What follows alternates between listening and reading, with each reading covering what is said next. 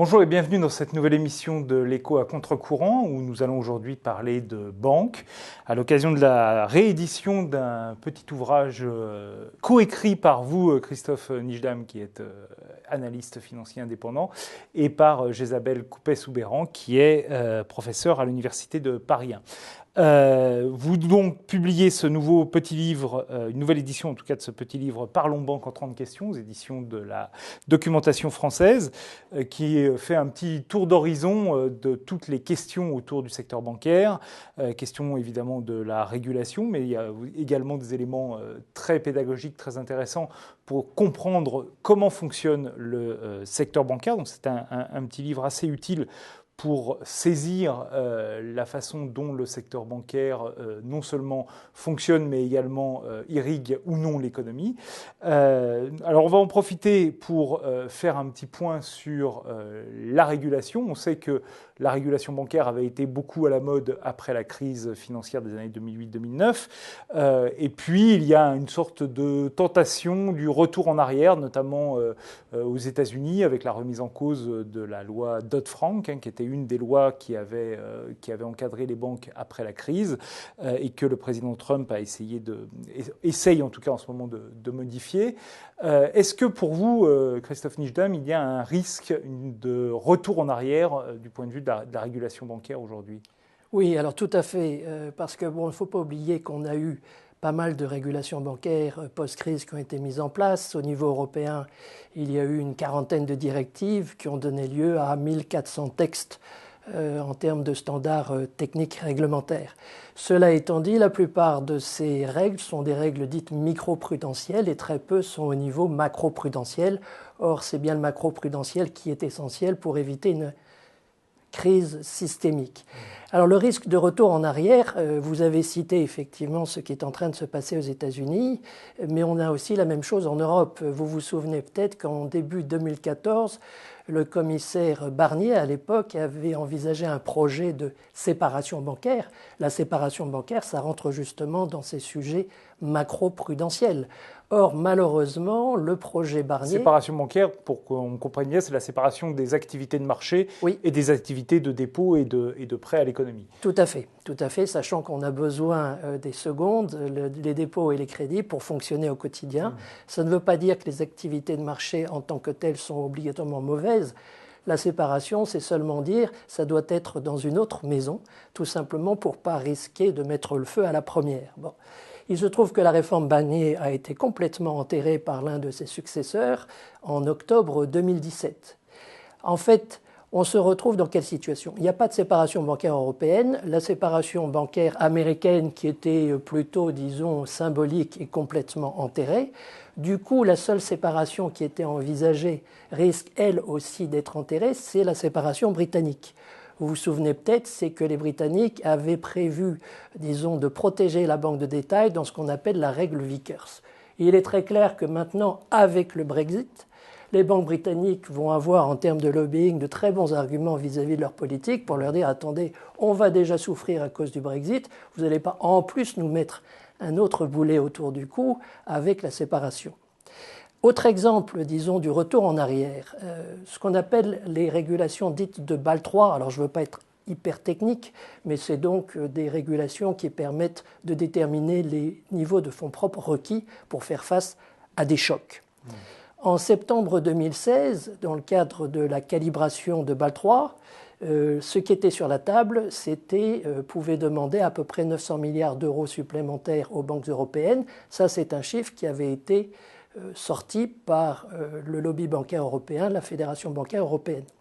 Au bout du compte, après les efforts du lobby, on s'est retrouvé en décembre 2017, non pas avec 900 milliards supplémentaires nécessaires, mais en fait un peu moins de 40 milliards. Et ceci sera étalé jusqu'en 2027. 20 ans, quasiment une génération après le début de la crise. Et 2027, c'est 17 ans après le début du processus dit Bâle III de régulation. Donc là, on est dans des processus qui sont extrêmement longs et effectivement, il va falloir probablement, disons, croiser les doigts pour qu'on n'ait pas de nouvelles crises d'ici là.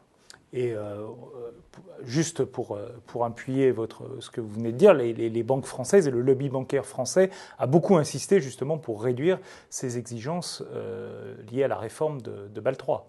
Oui, alors pas que les banques françaises, les banques systémiques allemandes, notamment la Deutsche, est également très en pointe. L'argument, c'était que ça allait limiter la production de crédit. Est-ce que c'est un argument qui est valable selon vous ? C'est un argument qui ne tient pas à la route, qui ne tient pas à l'analyse. Je suis un ancien banquier, un ancien analyste bancaire. En fait, avoir plus de fonds propres est une garantie justement pour plus prêter à l'économie, voire même intervenir sur les marchés financiers. Il ne faut pas confondre, et ça a été le jeu du lobby bancaire, les sources de financement, fonds propres, endettement, et les emplois de ces financements, crédit à l'économie, activité de marché, etc. Donc plus vous avez de fonds propres, ce qui n'est qu'une ressource, plus vous avez la capacité de prêter à l'économie réelle ou sur les marchés financiers. Plus de matières premières finalement pour faire l'activité bancaire classique, on va dire. Voilà, tout à fait. Alors justement, ce risque de retour en arrière de la régulation que vous évoquiez, que vous avez documenté à l'instant, est-ce qu'il s'accompagne d'un risque d'une crise systémique ? Vous avez dit on doit espérer qu'il n'y ait pas de crise entre-temps d'ici à 2027. Est-ce qu'il y a aujourd'hui pour vous un risque de crise systémique bancaire comme il y a pu en avoir dans les années 2008-2009 ? Oui, le risque systémique est toujours là et je dirais tant qu'il y aura une liste d'établissements bancaires systémiques au niveau mondial qui est établie par le Conseil de stabilité financière, qui est une émanation du G20. Ce n'est pas un petit groupe, disons, trotskiste dans son coin qui a décidé d'établir cette liste. Tant qu'il y aura cette liste, elle est établie tous les ans. Il y a encore 30 établissements bancaires au niveau mondial dont 3 français, il y a un risque de crise systémique. Alors pourquoi est-ce qu'il y a ce risque de crise systémique ? On a parlé tout à l'heure un petit peu des régulations qui étaient plutôt micro et pas macro, pas de séparation bancaire, mais même sur le premier volet qu'on appelait l'union bancaire au niveau européen, les comptes ne sont pas bons. L'union bancaire prévoyait initialement 3 piliers.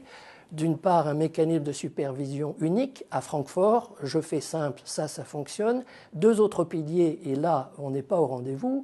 Le deuxième pilier, c'est en cas de difficulté d'une banque dite systémique, pouvoir la résoudre, c'est-à-dire la démanteler tranquillement en faisant prendre des pertes aux créanciers, aux actionnaires et non pas aux contribuables. Le problème de ce deuxième pilier, avec le fonds, disons, de résolution unique, c'est que pour l'instant, il n'y a pas beaucoup d'argent dedans. Ça sera 55 milliards en 2024. Et on sait très bien que 55 milliards, ça ne sera pas suffisant. Donc il faudrait, c'est en discussion, mais on n'est pas encore là, avoir un mécanisme de backstop, qui serait un mécanisme de garantie un peu plus large, pour s'assurer que l'on pourrait résoudre une grosse banque. Le troisième volet, et là il est dans les limbes, il est vraiment remis au calendrier grec, je pense qu'il ne verra point le jour, c'était l'idée d'un système de garantie des dépôts européen solidaire et unique, qu'on appelle EDIS, peu importe l'acronyme. Et qui est important juste parce que les dépôts sont aussi concernés par le système de résolution qui est mis en place dans le deuxième pilier. Bien sûr. Alors, en revanche, les dépôts, normalement, on n'y touche qu'en dernier, si on doit, disons, écraser des créanciers dans le cadre d'une banque qui aurait des difficultés. Mais ce système de garantie des dépôts, les banques allemandes y sont complètement opposées.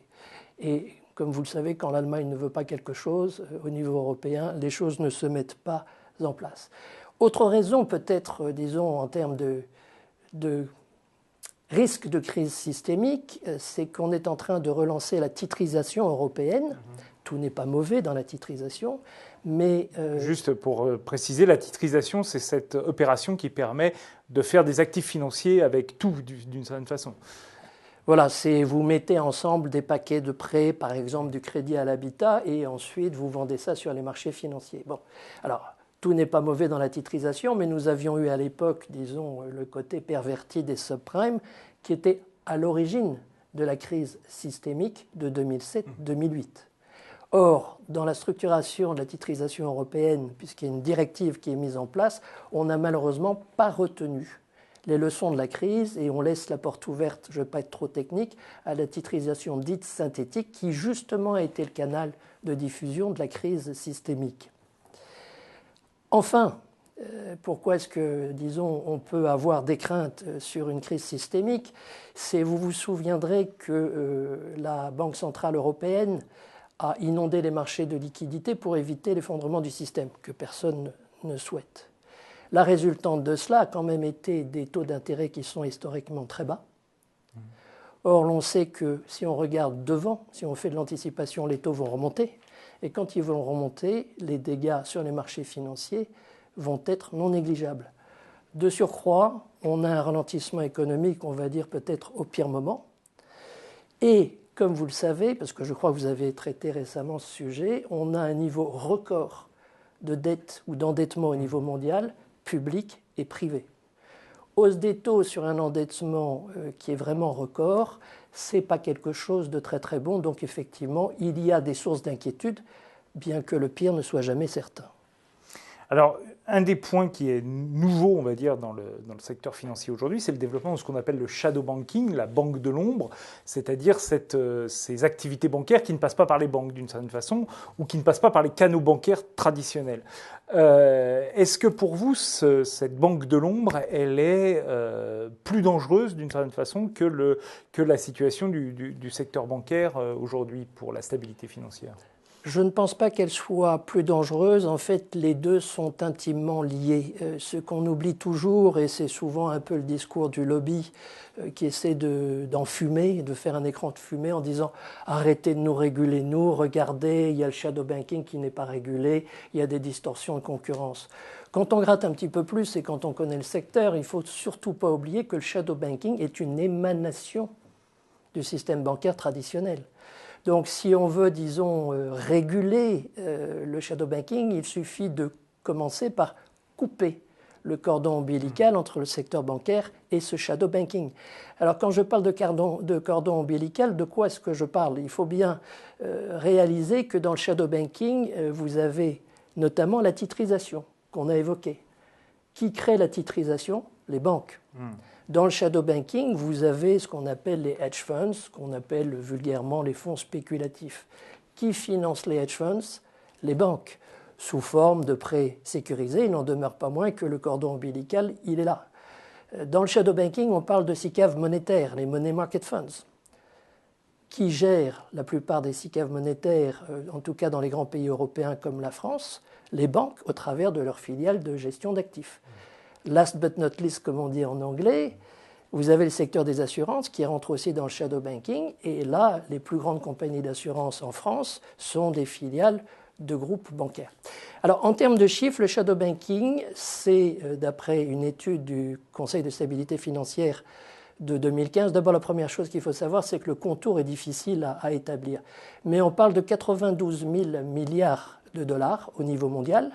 Et il faut noter que c'est la zone euro qui est numéro 1, avec 33% de ces montants, suivi de nos amis américains avec 28%, le Royaume-Uni avec 9% et la Chine très proche derrière avec 8%. Juste pour donner un ordre de grandeur, la richesse française, le produit de chaque année, le PIB, c'est 2000 milliards d'euros. Hein. Voilà. Et en gros, quand on regarde les actifs financiers mondiaux, les actifs financiers mondiaux, c'est les bourses mondiales, les marchés obligataires mondiaux, les bilans des banques au niveau mondial, les caisses de retraite, etc. Le shadow banking représente à peu près 30% de ces actifs financiers. Donc on multiplie par 3 pour avoir l'intégralité de ces actifs. Un mot maintenant peut-être sur la France. Hein. Vous traitez notamment dans votre petit livre des banques françaises. Le modèle français, c'est la banque universelle, donc justement la banque non séparée, comme on l'a évoqué tout à l'heure. Quelle est pour vous la situation des banques françaises?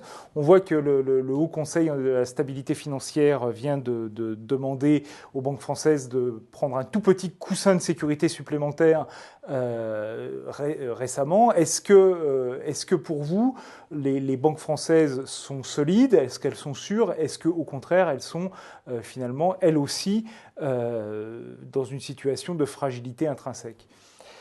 Alors, Peut-être un premier commentaire sur la décision du HCSF qui a été rendue publique ce matin.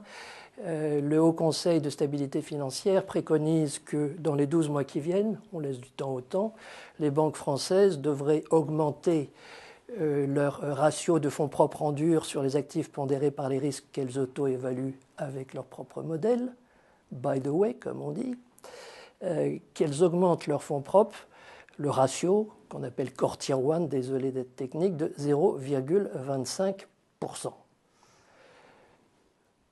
C'est les cacahuètes. Là, le HCSF est dans le coup de menton, on est dans la poudre aux yeux. D'ailleurs, il ne faut pas s'y tromper, il faut voir la réaction de la Fédération bancaire française qui a dit « Nous ne comprenons pas cette décision », tout en rajoutant tout doucement « Mais la mesure n'est pas démesurée ». Bien sûr qu'elle n'est pas démesurée, pour ne pas dire qu'elle est ridicule. Il faut bien savoir que les banques françaises, par rapport aux autres banques européennes, là je cite les chiffres d'un de mes anciens employeurs, Alpha Value, qui est une société d'analyse financière indépendante, le ratio Core Tier 1 que j'évoquais pour 38 banques cotées, y compris les 4 françaises, se situe à 15,7%. Les banques françaises, les 4, sont en retard par rapport à ce 15,7 puisqu'elles sont à 13,4%. Bref, par rapport à la moyenne des banques européennes, elles sont 2,3% en dessous de leur pair. Donc le 0,25, c'est pas grand-chose. En plus, le 0,25 est très faible puisque de toutes les façons, toutes les banques européennes sont au-dessus des fonds propres requis en termes de ce fameux ratio et que donc, en fait, c'est un peu un coup d'épée dans l'eau, c'est de la communication financière, ça ne servira pas à grand-chose. D'accord. Mais est-ce que néanmoins, pour vous, justement, il y a un risque comment vous jugez justement la situation du système bancaire français aujourd'hui ? Alors, le système bancaire français dans son ensemble, il n'est pas obligatoirement plus fragile que les autres systèmes bancaires européens. Il y a moins de fonds propres. Comme je l'ai cité au travers du ratio précédent, plus de fonds propres, c'est mieux quand même pour prêter à l'économie réelle et c'est un coussin de sécurité qui est plus important. Mais les banques françaises ne sont pas non plus les lanternes rouges là-dessus, donc là-dessus, disons, il n'y a pas de problème. Le problème des banques françaises, en fait, c'est leur modèle économique. Vous avez cité le modèle de la banque dite universelle, qui est la méga-banque, qui est la banque conglomérale, fourre-tout, tous les métiers au même endroit. Sauf que dans les banques françaises, et là aussi je prends comme référent des moyennes européennes, les chiffres d'Alpha Value que j'avais évoqués tout à l'heure, le même échantillon, il se trouve que le problème du modèle économique des banques françaises, ce sont leurs charges d'exploitation. On a ce qu'on appelle dans le métier, le jargon, un coefficient d'exploitation, c'est les charges d'exploitation, charges de fonctionnement, par rapport au produit net bancaire. Le produit net bancaire, c'est le chiffre d'affaires d'une banque. Bon. Au niveau européen, en 2017, ce coefficient d'exploitation est de 57%. Les 4 banques françaises sont à 69%, 12 points au-dessus. Donc il y a un problème très net de coût. D'où d'ailleurs un peu des velléités, peut-être qu'on pourrait en parler, disons du régulateur de prôner une plus grande concentration bancaire au niveau européen pour essayer d'obtenir des économies d'échelle, ce qui est fort discutable. Alors justement, parlons-en, puisqu'on est sur ce sujet. On a beaucoup de rumeurs en ce moment de concentration bancaire au niveau européen, de grandes banques déjà européennes, souvent systémiques, qui voudraient se marier, la Société Générale avec Unicredit, Deutsche Bank et Commerzbank. Est-ce que pour vous, la construction de ces grandes banques, de ces monstres bancaires, est une bonne chose? Est-ce que justement ça fait baisser ce coefficient d'exploitation et ça les rend plus solides parce que plus rentables? Ou est-ce qu'au contraire ça les rend plus fragiles parce que justement on a toujours cette idée du too big to fail et que donc on est trop grand pour pouvoir faire faillite et que lorsque l'on est en risque de faillite, l'État viendra, le contribuable viendra au secours de ces géants bancaires? Oui, je dois dire que la petite musique qui est en train de tourner en boucle en France depuis quelques semaines est assez stupéfiante. Les mémoires sont finalement extrêmement courtes. On oublie que dans le cadre de la crise de 2007-2008, les États ont dû se porter fort de ces banques dites systémiques pour éviter leur effondrement. Dans le cas français, qui n'est peut-être pas le pire, hein, d'autres systèmes bancaires, disons, avaient des problèmes plus importants que la France, mais enfin, l'État français s'était porté fort aux alentours de 370 milliards d'euros de garantie et de recapitalisation. Le tout n'a pas été utilisé, mais enfin, sans la signature de l'État, sans votre signature, ma signature en tant que contribuable, elle partait dans le mur. Là, en préconisant une concentration, parce que le modèle bancaire français a un problème de charge d'exploitation, c'est presque de la fuite en avant. On oublie que dans le too big to fail, le vrai problème, c'est que les États sont tenus en otage par leurs banques qui sont trop grosses pour faire faillite. Une concentration bancaire européenne, je mets de côté si c'est une concentration entre petits établissements ici ou là, pas sur le marché français, on a une tellement forte concentration qu'il n'y a plus de possibilités faisables. Une petite concentration ici là sur des petits établissements, oui, très bien, il y a des économies d'échelle. Sur les grosses banques comme celles qui ont été évoquées, c'est tout simplement institutionnalisé, c'est pérenniser le concept de too big to fail. Et ça n'est évidemment pas du tout souhaitable. Alors vous évoquiez la mémoire courte concernant la banque. On a un ministre de l'économie et des finances, Bruno Le Maire, qui ne cesse de répéter que, à la différence du quinquennat précédent, la finance maintenant est notre ami, est l'ami de la France. Et évidemment, on voit beaucoup d'efforts du gouvernement actuel pour attirer les activités londoniennes qui vont être pénalisées par le Brexit vers Paris. Est-ce que pour vous, c'est une bonne stratégie en termes macroéconomiques, en termes financiers, ou est-ce que finalement la France prend, en attirant ses activités financières, des risques supplémentaires sur l'avenir ? Alors je ne sais pas si on va prendre des risques supplémentaires sur l'avenir. Une chose est sûre, c'est que la finance, ça peut être notre amie, comme on dit, quand elle est au service de la société civile et de l'économie réelle, et non pas quand elle a servi les deux, tel que ça a été fait sur les 20 dernières années, au profit d'un petit nombre de happy few. N'oublions pas que la finance, quand elle n'est pas pervertie, a quand même permis au niveau mondial d'améliorer le niveau de vie de beaucoup de gens. Donc tout n'est pas mauvais. Mais il ne faut pas oublier non plus que même le Vatican, il y a une petite dizaine de jours, a rappelé que la finance de nos jours a complètement perdu de vue sa finalité, c'est-à-dire l'être humain.